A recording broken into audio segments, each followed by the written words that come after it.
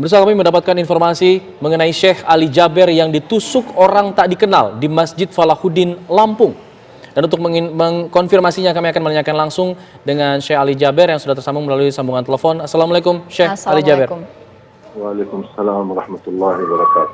Bagaimana kondisi Syekh saat ini? Alhamdulillah sudah membaik dan sudah dijahit cukup dalam. Hampir kurang lebih 10 jahitan, ada 6 di dalam dan 4 di luar. Astagfirullah. Syekh, itu posisinya ditusuk di mana? Di bagian mana? Di ototnya bagian tangan kanan, bagian atas. Oke, bisa diceritakan kronologi kejadiannya Syekh? Ini di Masjid Salahuddin seperti kegiatan biasa. Kita ikut safari dakwah dan saya mengawali acara untuk jamaah untuk jaga protokol kesehatan, jaga jarak. Kemudian kita mulai, saya memanggil seorang anak usia 9 tahun untuk tes bacaannya, karena dia kan ikut wisuda. Dan sambil saya bantu dia untuk memperbaiki bacaannya, meluruskan hurufnya. Dan begitu selesai, saya minta HP-nya ibu si anak ini untuk foto bersama lah buat kenang-kenangan.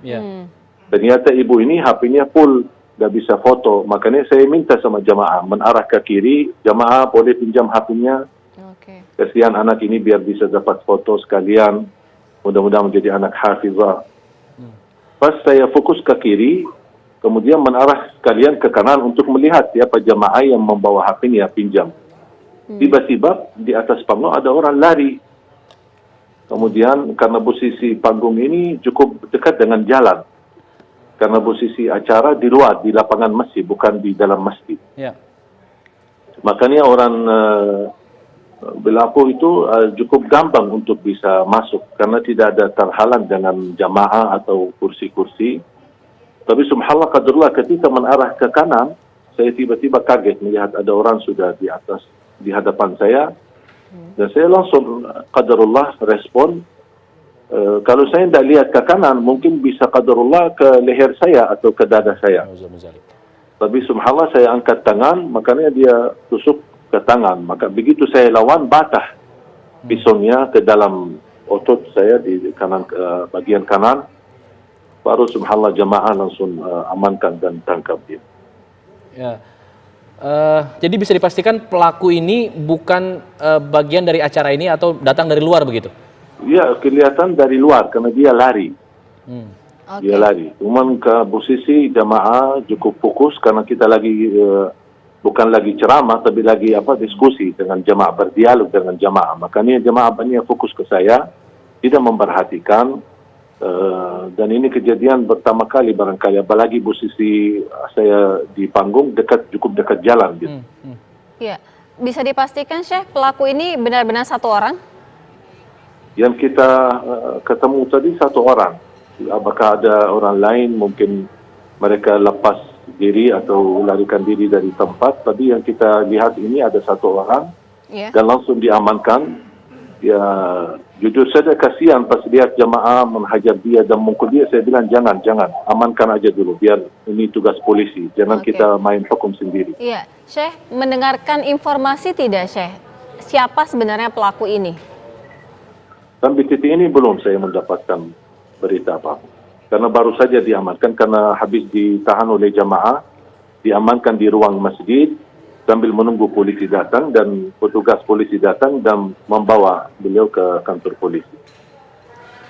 Oke, jadi mungkin bisa diceritakan lagi untuk luka yang Syekh alami saat ini di bagian mana saja? Mulai sedikit nyeri, awal-awalnya saya berdarah terus sampai baju saya di sebelah kanan semuanya basah. Karena darah, kata dokternya cukup banyak yang keluar.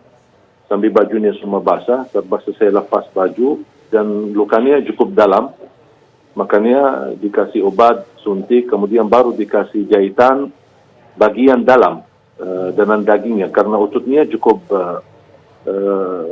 tusuknya cukup dalam, sangat dalam. Makanya dokternya pun bisa mengobati tambah harus ada suntik dan dikasih obat. Baru kemudian di jahitan bagian dalam kurang lebih ada 6 Kemudian baru di bagian di luar ditutupi 4, jadi semuanya 10.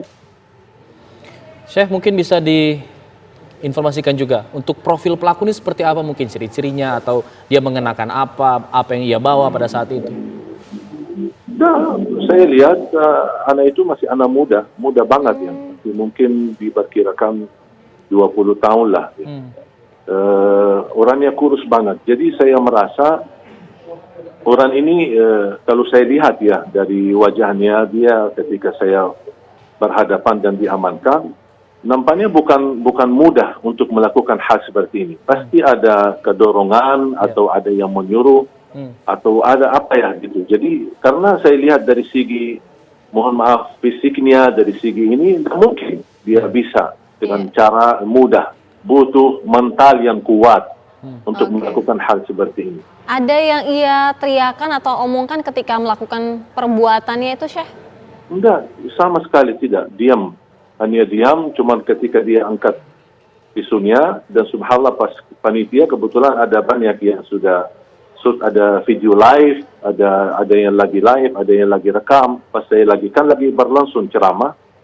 Jadi semua terekam ini mulai dari titik awal sampai akhir. Ini terekam semua. Jadi beliau pun tidak berbicara apa-apa. Hanya acaranya sudah berjalan berapa lama hingga kemudian kejadian itu? Kenapa? Acaranya sudah berjalan berapa lama hingga kemudian terjadilah? Baru mulai. Belum 15 menit. Baru awal ketika saya melihat di spanduk, ada spanduk tulisan wisuda. Saya tanya sama panitia, ini wisuda apa? Dia bilang wisuda hafalan Quran.